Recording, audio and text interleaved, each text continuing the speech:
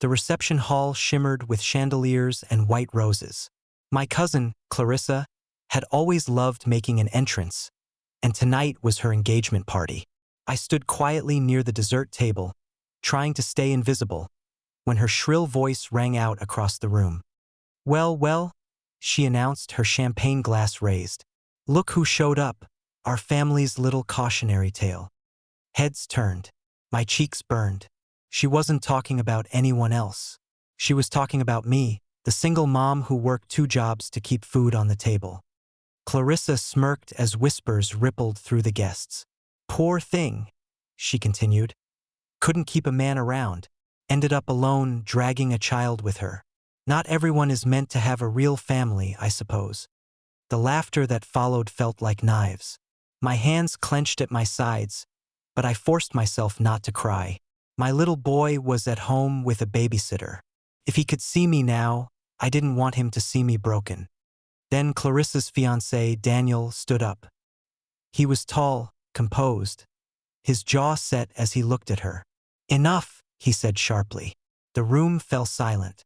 Clarissa's smile faltered. "What are you doing?" she hissed. Daniel's voice was steady. "What I should have done months ago. Tonight I'm done pretending. Do you all want to know the truth?" Murmurs spread across the hall. Daniel turned to the crowd. "Clarissa thinks she's better than her cousin because she's a single mom. But what she hasn't told you is this: Clarissa isn't who she pretends to be. She cheated. Repeatedly. She manipulated me into this engagement because she wanted the status, not love." Gasps filled the room. Clarissa's face turned crimson. "That's a lie," she shrieked. But Daniel wasn't finished. He pulled out his phone and played a recording. Clarissa bragging to a friend about using him for his wealth while seeing someone else on the side. Her own words filled the air like poison. The crowd erupted, some in shock, others in disgust. Daniel turned toward me then, his voice softer. "You've been mocked for raising your child alone. But let me tell you all something.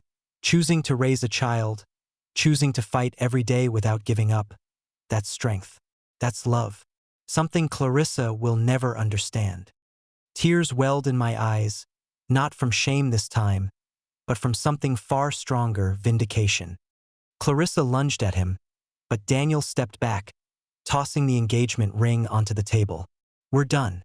Consider this party your farewell tour." My aunt tried to hush the crowd, but the damage was done. Clarissa's perfect image shattered in front of everyone she had hoped to impress. The very people who had laughed at me now whispered about her. I walked past her slowly, my head high. "Funny," I said quietly enough for only her to hear. "You tried to bury me with humiliation. Instead, you dug your own grave." Her eyes blazed with fury, but there was nothing she could do. Daniel had left, the guests had turned, and her empire of lies had crumbled. As I walked out of the hall, my phone buzzed with a text from Daniel. "You deserve better than their cruelty. If you ever need a friend, I'm here." I smiled. For the first time in years, I didn't feel like the broken one. Clarissa wanted to disgrace me, but the night ended with her own downfall.